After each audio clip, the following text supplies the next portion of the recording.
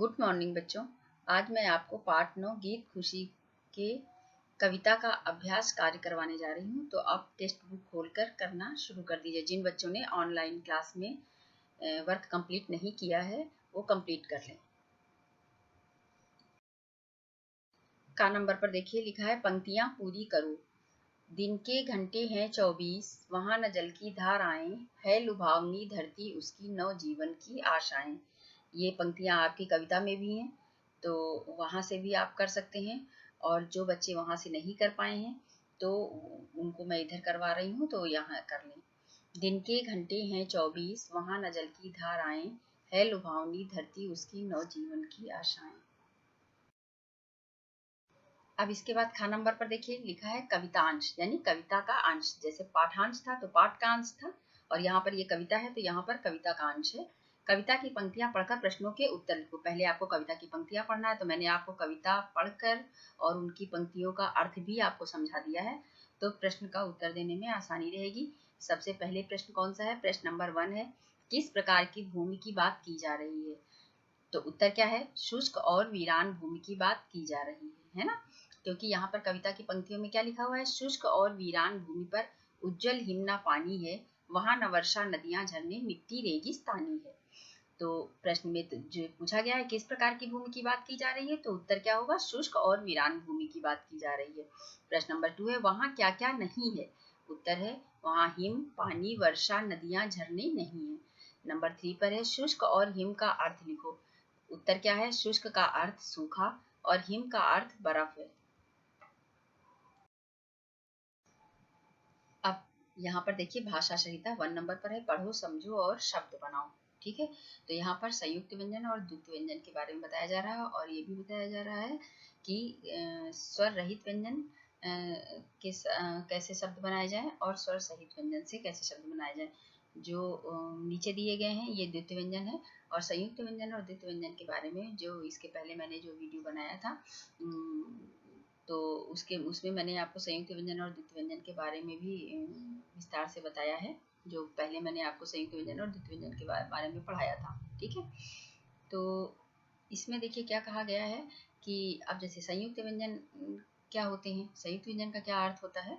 एक व्यंजन स्वर रहित होता है और दूसरा व्यंजन स्वर सहित होता है। ठीक है, अब जैसे यहाँ पर शा लिखा हुआ है तो नीचे इसमें हलंत लगा हुआ है, तो ये आधा पढ़ा जाएगा। ठीक है, अब यहाँ पर कष्ट लिखा हुआ है तो इसके बाद वाला जो व्यंजन है वो पूर्ण है, और इसके जो पहले वाला व्यंजन है वो स्वर रहित है, और इसके बाद वाला स्वर सहित है, कष्ट। इसी तरीके से हमें और भी शब्द बनाने हैं, तो क्या हो जाएगा? भ्रष्ट, नष्ट, है ना?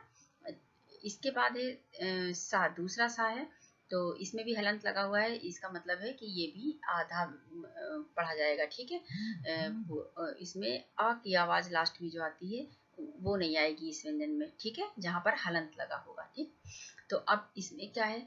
ये है, अब मैंने बताया था ना कि एक व्यंजन स्वर रहित होता है और दूसरा व्यंजन स्वर सहित होता है। किसमें? संयुक्त व्यंजन में। तो यहाँ पर देखिए ये जो आधा सा लिखा हुआ है, अस्त में देखिए जो आधा सा लिखा हुआ है, इसके बाद वाला जो ता है वो स्वर सहित है, ता स्वर सहित है, और जो बीच में सा है वो स्वर रहित है। तो अब इससे कौन कौन से शब्द बन जाएंगे? अस्त, पस्त, मस्त। इसी तरीके से नीचे द्वितीय व्यंजन बताया गया है।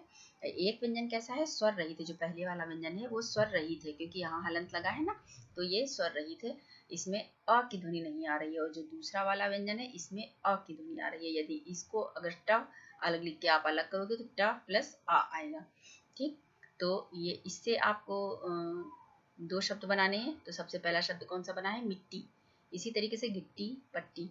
इसी तरीके से जो दूसरा द्वितीय व्यंजन है, आधा माँ बना हुआ है और पूरा माँ बना हुआ है, तो एक माँ में आ की ध्वनि आ रही है, दूसरे माँ में आ की ध्वनि नहीं आ रही, यानी ये स्वर रहित है। जो पहले वाला माँ है ना, ये स्वर रहित है, आधा है, और जो बाद वाला है वो स्वर सहित है द्वितीय व्यंजन में। अब इससे बनाने हैं आपको दो शब्द बनाने हैं। तो सबसे पहला कौन सा बना है? अम्मा। इसी तरीके से सम्मान, मरम्मत, ये 3 शब्द हो गए द्वितीय व्यंजन के। नंबर पर देखिए क्या लिखा हुआ है, एक वचन और बहुवचन शब्दों को छाट कर लिखो। ये आपकी टेक्स्ट बुक में है, बॉक्स बना हुआ है और उसमें एक वचन और बहुवचन के शब्द लिखे हुए हैं, उन्हें आपको छाट के लिखना है। तो जैसे मैंने पिछले अध्याय में जो एक वचन और बहुवचन आपको पढ़ाया है, उसमें मैं बता चुकी हूँ आपको कि शब्द के जिस रूप से उसके एक या एक से अधिक होने का पता चलता है उसे वचन कहते हैं। ठीक है, एक या एक से अधिक होने का पता चलता है उसे वचन कहते हैं। और वचन कितने प्रकार के होते हैं, 2 प्रकार के होते हैं, एक वचन और बहुवचन। यही यहाँ पर आपको बताया गया है और आपसे पूछा भी गया है कि एक वचन और बहुवचन शब्दों को छाट कर लिखो, आपके बॉक्स में लिखा हुआ है। और अब जैसे एक वचन में शब्द के जिस रूप, अब एक वचन किसे कहते हैं, शब्द के जिस रूप से किसी वस्तु, व्यक्ति या प्राणी आदि के एक होने का बोध होता है उसे एक वचन कहते हैं। अब जैसे इसमें ही है, धरती है, गीत है, फूल है, पड़ोसी है, घंटा है ना।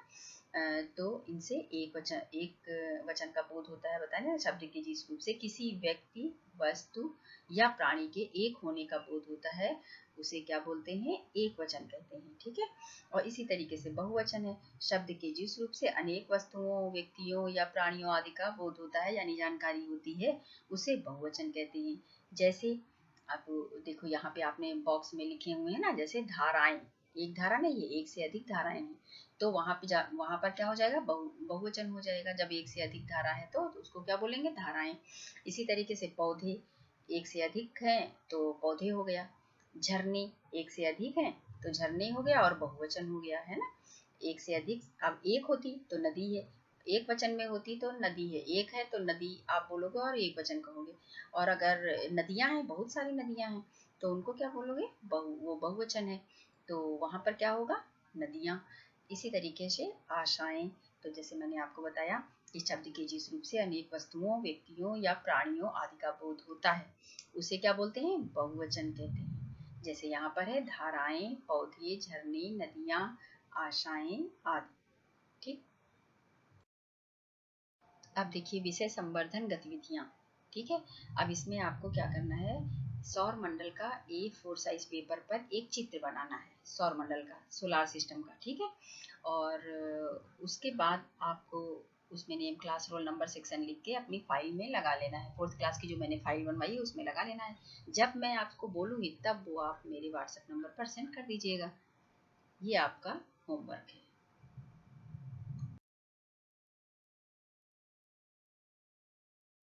तो बच्चों, अब आप अभ्यास कार्य करते करते थक गए होंगे, तो मैं आपको एक जोक सुनाती हूँ। माँ ने अपने बेटे से कहा, जिसका नाम श्रवण था। श्रवण से कहा, श्रवण, आज तुम स्कूल से जल्दी कैसे आ गए। श्रवण ने कहा, मैडम ने एक सवाल पूछा जिसका उत्तर सिर्फ मैं ही दे पाया। माँ ने खुश होकर पूछा, अच्छा क्या सवाल था। श्रवण ने कहा, कल स्कूल की घंटी जल्दी किसने बजाई थी। Thank you.